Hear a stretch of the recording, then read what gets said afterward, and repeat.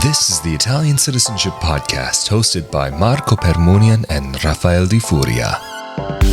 Hello there, and welcome to another edition of the Italian Citizenship Podcast presented by ItaliancitizenshipAssistance.com. Of course, we are back at it again with Italian attorney Marco Permunian. How are you doing today? Good, how are you?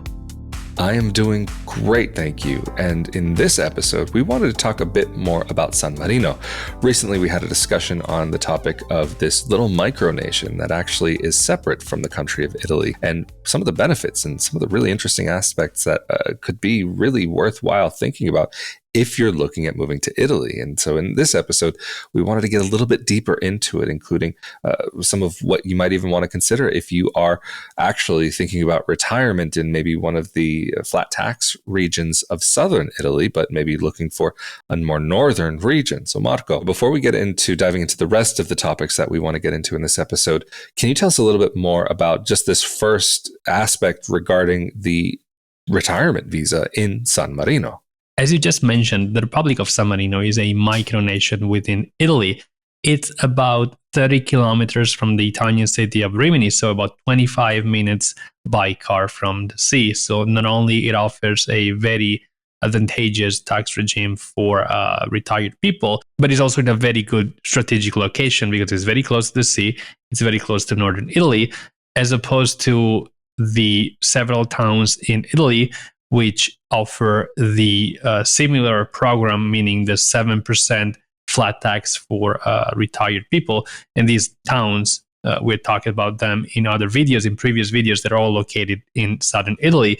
On the other hand, the Republic of San Marino, which again is a micronation within Italy, is located more towards the north. But let me talk about the program. So this Republic of San Marino is offering to the citizens of the European Union, as well as the citizens of Switzerland, a very advantageous residency program combined to a very good tax regime. The requirements are that you need to have at least a 50,000 euros annual income, and or you need to be able to show that you have properties and that their value is in excess of 300,000 euros. Now, you also must have never resided in the Republic of San Marino before. If that's the case, you qualify for the so-called atypical residency, meaning the residency that people that are citizens of the European Union and citizens of Switzerland can qualify for. And the advantage is that your pension would be taxed, and the tax rate would be only the 6%. So a very low tax rate and a very good opportunity for retired people. Now, for non-EU citizens, in this specific case, holding Italian dual citizenship can be advantageous to access the program that I just mentioned, because, like I said, it's only for people of the European Union or the citizens of Switzerland. Well, Marco, very interesting about these retirement options for individuals who are thinking about San Marino. What about for individuals who are maybe looking at the Italian golden visa? Are there any options like that available in San Marino? And if so, how would they differ from what is available in Italy? Yes, San Marino has a very interesting program for people who produce their income abroad.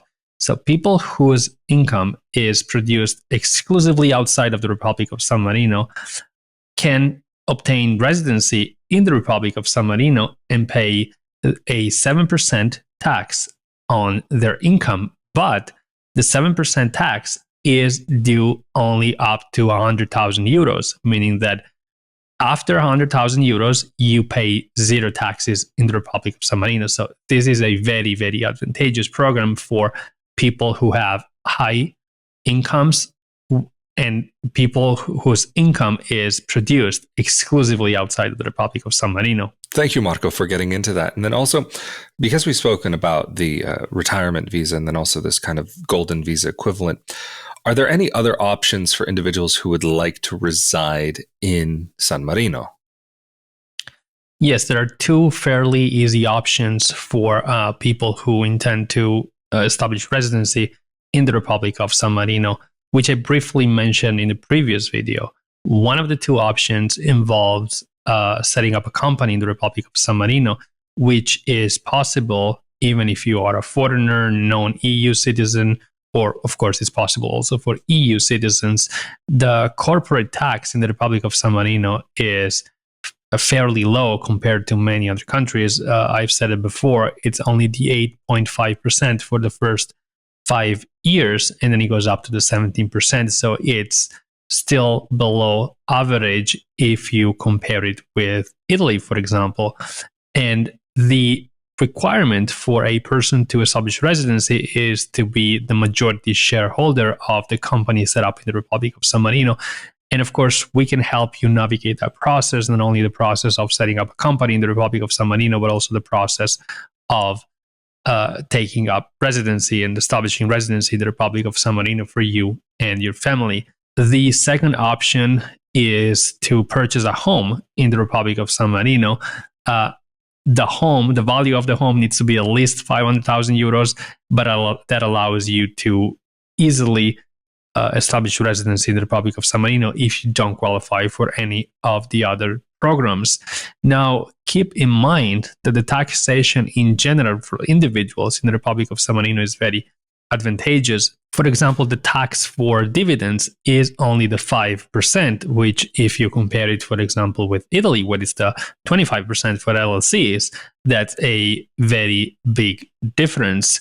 But taxation in general is fairly low in the Republic of San Marino. There are situations where taxes can be high, but those are generally residual options. For example, the rental income tax is fairly high, and of course it depends on the amount of your income, but that's basically one of the few options in which taxes can be considered as above average in the Republic of San Marino. For instance, if you are a professional in the Republic of San Marino, for example, an accountant, you can expect to have to pay the 17% on your income. So once again, it's fairly lower compared to other countries like Italy. Marco, I'm just curious because you mentioned about opening up a company in San Marino. Is it a complicated process to do something like that? Or, I mean, do you have to be there in person? Can you do this remotely? What is the level of involvement even? How does that all look for an individual? I mean, I realize this is maybe going a little bit off in a different direction than the kind of main aim for this episode, but I do think it's worthwhile at least briefly exploring. Setting up a company in the Republic of San Marino is a fairly easy process. You do have to be present and you do have to attend an appointment with a notary. So similar to what happens in Italy, where you do have to meet with a notary to open a company. There are some countries where opening a company can be done remotely, but you do have to be present and attend an appointment with a notary in the Republic of San Marino. However, it's not necessary to be a resident, and it's a fairly easy process, meaning that generally speaking, from the moment in which you meet with the notary, you can expect for your company to be fully operating within less than a month. And banks are also very easy to work with in the Republic of San Marino, especially with non-residents and foreign citizens, especially people who incorporate in the Republic of San Marino.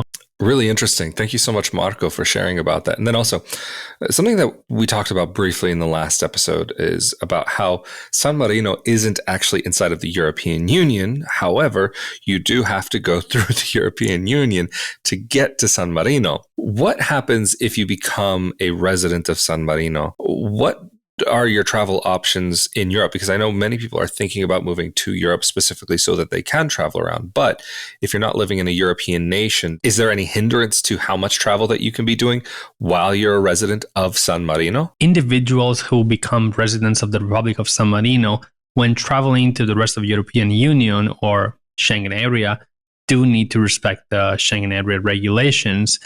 However, if you are an Italian citizen or an Italian dual citizen, so somebody who got Italian citizenship by descent and decides to reside in the Republic of San Marino through the special program that is offered to retirees, it becomes even easier for those individuals because as an Italian citizen, as we mentioned many times, you can travel freely and without time limits in the rest of the European Union. Well, again, thank you so much, Marco, for going into all of these extra details. If anybody is interested, of course, to move to San Marino and thinking about making a life there, how can they get in contact with you and your team? People can contact us through our website, italiancitizenshipassistance.com, or give us a call or phone numbers on the website. Absolutely fantastic. And of course, if you're interested in more information like this about San Marino or Italy, be sure that you're subscribed to the YouTube channel as well as the audio-only podcasts. But of course, if you're subscribed to the YouTube channel, that means you're also subscribed to the Italian Real Estate Podcast, another project that Marco and I collaborate on, where we talk about some of the practical aspects of making Italy your home. And also, if you're interested in more discussions about life abroad and living abroad as a dual citizen expat, be sure to come over to my YouTube channel, youtube.com/Rafael Di Furia, or you can search for Not Your Average Globetrotter on YouTube or your favorite podcasting platform of choice. But again, we've been here with Italian attorney Marco Permunian from Italian citizenshipassistance.com. I'm Rafael Di Furia. Stay safe and healthy out there, and we'll see you all next time. Later. Thank you.